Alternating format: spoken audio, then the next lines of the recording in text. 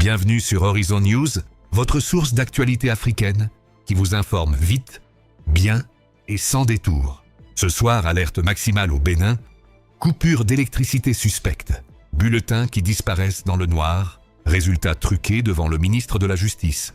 Les démocrates tiennent une conférence de presse explosive et accusent le pouvoir d'avoir purement et simplement volé la Constitution en pleine Assemblée nationale. Fraude en direct, coup de force institutionnel, mandat présidentiel passé à 7 ans en catimini, tout y est. Aucun des 22 députés les démocrates n'a voté oui. Et pourtant la révision est déclarée adoptée.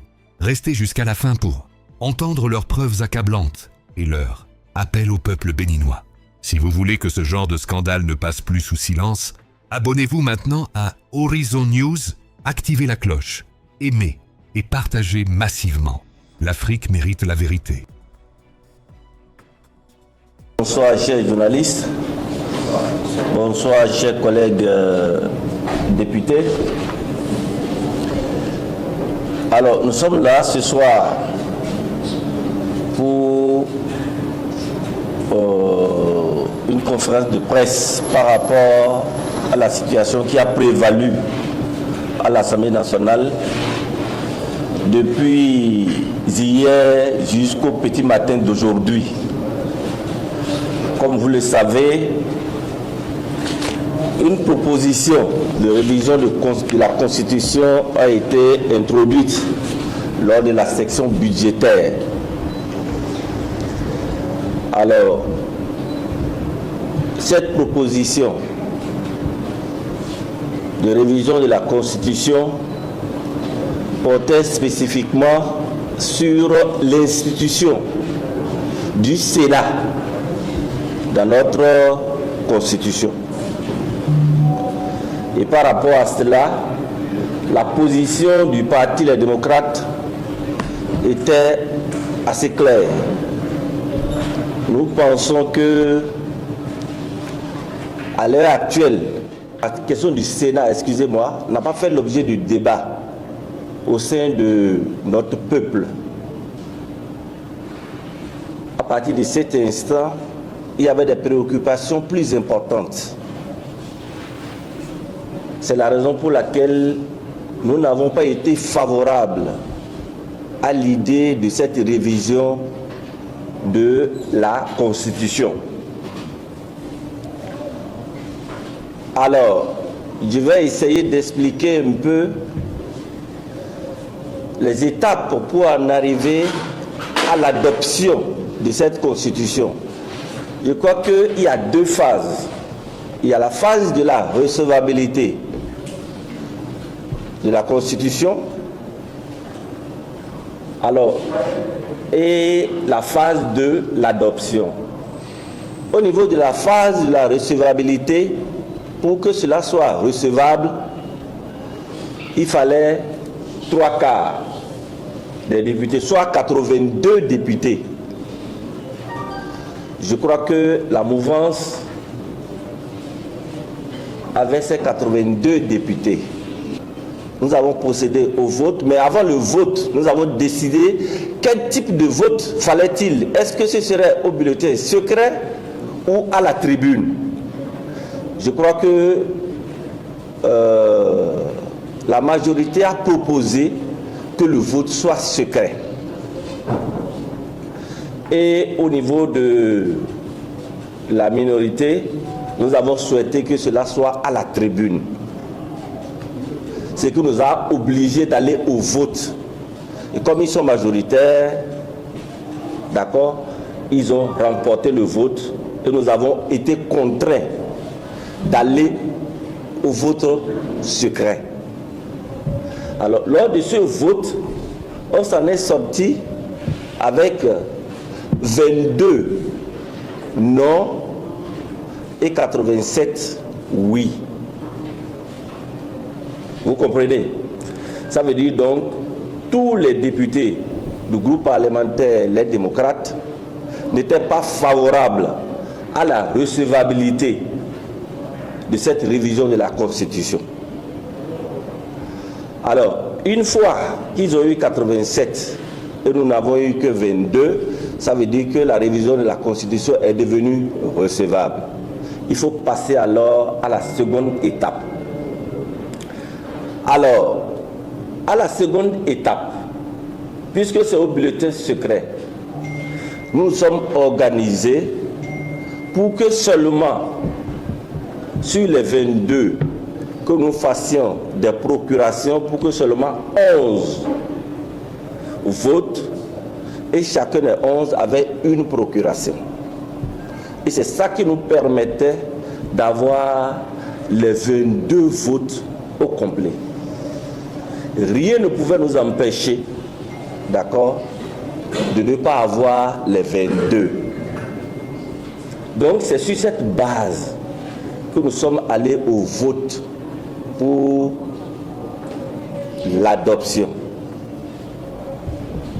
Alors, lors de ce vote, les scrutateurs, il faut que je les nomme ici, c'est l'honorable Avanvebla Augustin et l'honorable Sofiatou Tchanou, tous de la majorité présidentielle, parlementaire si vous voulez.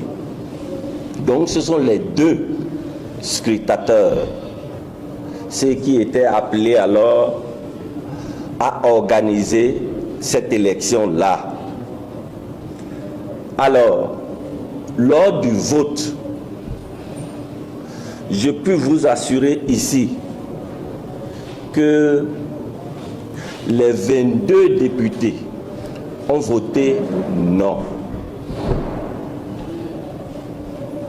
Les 22 députés, d'accord, du groupe parlementaire Les Démocrates ont voté le non. Dans les conditions normales, les résultats devaient nous permettre d'obtenir 87 oui et 22 non. Lors du processus, qu'est-ce qui a pu se passer? Lorsque nous sommes vers la fin du vote, comme par enchantement, il y a eu une coupure d'électricité qui est venue arrêter le processus.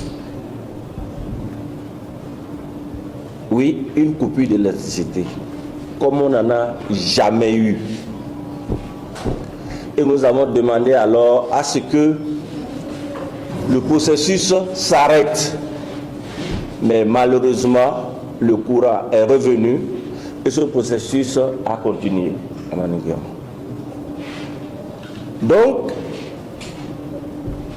quand le processus a continué, nous avons continué les votes jusqu'à la fin. Et une fois que nous allons commencer à compter, une fois encore, le courant s'est coupé. Une deuxième fois. Le courant s'est coupé une deuxième fois. Alors, les manœuvres ont commencé. Je crois que ça a fait l'objet de vives protestations de notre part pour constater qu'il y a un processus de fraude qui est en train de s'organiser. Et ce, devant le ministre de la Justice, garde des Sceaux, qui était assis devant nous. Dans l'obscurité, les gens allaient et venaient. Comment c'est possible pour un vote qu'on coupe l'électricité? Est-ce que ce vote-là n'est pas taché d'irrégularité? Est-ce que ce vote est encore crédible? C'est la raison pour laquelle nous avons demandé que le vote soit suspendu. Le courant est revenu. Il fallait encore recompter. Et c'est là qu'on se rend compte que de 22, on est revenu à 18. Vous voyez, on est revenu à 18. Le total faisait 108. On a protesté pour montrer que ça ne faisait pas les 109 que nous avons au début. Protestation sur protestation, on est revenu encore à 19. Je crois qu'il y a quelque chose qui ne va pas. Devant la République, où nous avons le président de l'Assemblée nationale, le ministre de la Justice, garde des Sceaux, qu'on en arrive à cette tricherie-là de haut niveau, alors qu'il s'agit de notre constitution, notre vivre ensemble. Quelle leçon nous voulons donner à nos enfants? Quelle leçon nous voulons donner à la postérité? Je crois que c'est suffisamment grave. Lors de la conférence de presse, les démocrates affirment que la révision constitutionnelle a été entachée d'irrégularités graves. D'abord, la recevabilité a été votée à bulletin secret. 87 oui, 22 non, les 22 députés, les démocrates ayant tous rejeté le texte. Ensuite, lors du vote final d'adoption, toujours à bulletin secret, les 22 opposants ont voté non via un système de procuration irréprochable. Mais 2 coupures d'électricité successives ont interrompu le dépouillement. À la reprise, seuls 19 non ont été comptabilisés au lieu de 22, malgré les protestations. Parallèlement, des amendements non débattus ont été intégrés. Création d'un Sénat nommé et non élu, prolongation du mandat présidentiel de 5 à 7 ans. Face à ce qu'ils qualifient de tricherie au sommet de l'État, les démocrates exigent l'annulation pure et simple du vote. La suite dans quelques secondes. Si nous avons choisi de faire cette conférence de presse, c'est pour parler au peuple béninois. Au stade où nous en sommes, certaines choses peuvent se passer dans les partis politiques, dans les rues, mais au sein de l'hémicycle, qu'on en arrive à une tricherie si abominable.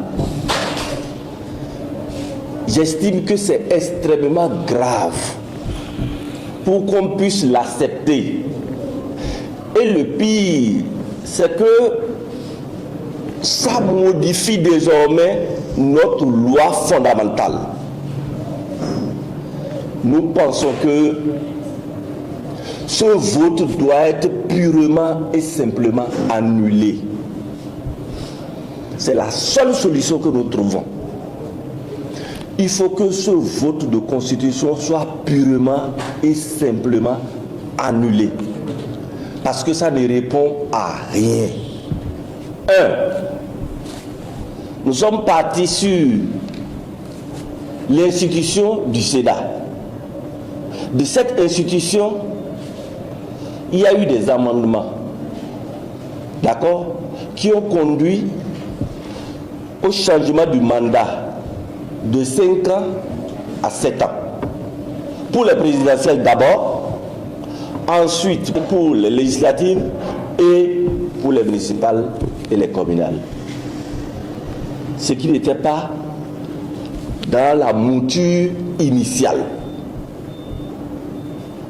Mieux, il y a eu des modifications en profondeur que nous n'avions même pas. Et Dieu seul sait aujourd'hui quelle est la dernière mouture qui nous sera présentée. Puisque nous n'avons eu droit qu'au premier rapport. Les autres, nous ne les avons pas. Il y a eu tellement de modifications que pour rien au monde, on ne devait adopter cette nouvelle constitution. Pour le bien de ce pays, si nous aimons véritablement ce pays, je crois qu'il est important que on puisse annuler purement et simplement. Oui, pour la simple raison, une constitution, c'est notre vivre ensemble.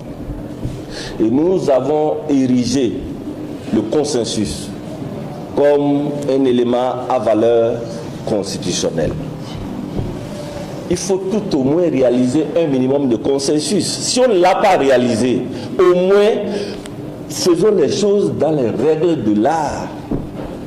On ne peut pas avoir 22 députés qui aient véritablement voté, d'accord, et qu'on réduise les 22 à 19. Nous pensons que c'est de la tricherie. La tricherie au sommet de l'État, ce n'est pas bon. Ça ne nous honore guère. Notre République n'a pas besoin de ça. Et nous avons l'obligation, l'honnêteté intellectuelle de le dire. Oui, et c'est important pour nous. Et ce qui est intéressant, c'est la présence du ministre de la Justice. Et je crois personnellement avoir attiré son attention là-dessus pour dire, monsieur le ministre, je crois que vous avez vu ce qui se déroule devant vous. Oui, en tant que ministre de la Justice, vous ne pouvez pas accepter cela. Ce serait dans d'autres cieux, ça aurait pu entraîner ce à quoi on ne s'attendait pas au sein de l'hémicycle. Mais je crois que les députés du groupe parlementaire, les démocrates, ont pu se contenir. Oui, pour qu'on en arrive à ce que vous avez vu. À partir de cet instant, le premier élément qui reste à souligner, que tout le peuple béninois comprenne qu'aucun député du Parti des démocrates n'a voté oui pour cette constitution. Et si aucun des 22 n'a voté oui, c'est que cette constitution-là ne passe pas. Oui, il n'y a que 87 qui ont voté oui et 22 qui ont voté non. Voilà pourquoi nous demandons l'annulation pure et simple. Nous pouvons reprendre ça à tout moment. Tous les députés sont là, disponibles. Oui. Donc ça ne passe pas.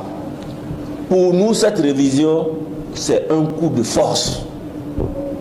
Une fois encore, une énième.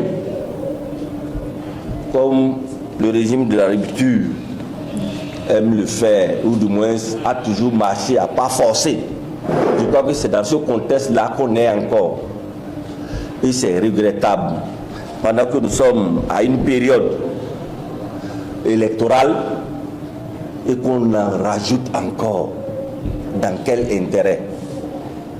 Et le président de l'Assemblée nationale, dans ce tohu-bohu, dans ce brouhaha, a le temps, d'accord, de dire les résultats. Je crois que ça ne répond à rien. Ça ne répond à rien et ça n'honore pas notre démocratie. Si quelque chose doit se passer véritablement, qu'on s'asseye et ensemble, les règles sont claires, chers amis, qu'on s'asseye au nom de la République, au nom de l'intérêt supérieur de cette nation, qu'on ne pousse pas le bouchon trop loin. Ouais, parce que nous pensons que là, on est allé loin. On est allé trop loin. Ce n'est pas bon pour nous. Et c'est la raison pour laquelle nous pensons que c'est l'annulation qui, pure et simple, de ce vote-là. C'est ce que nous exigeons. On ne demande pas autre chose. Cette révision de la... Nous pensons qu'il n'y a pas une révision de la Constitution. Oui. On ne peut pas accepter cette révision de la Constitution-là telle que ça se présente. Ce n'est pas possible.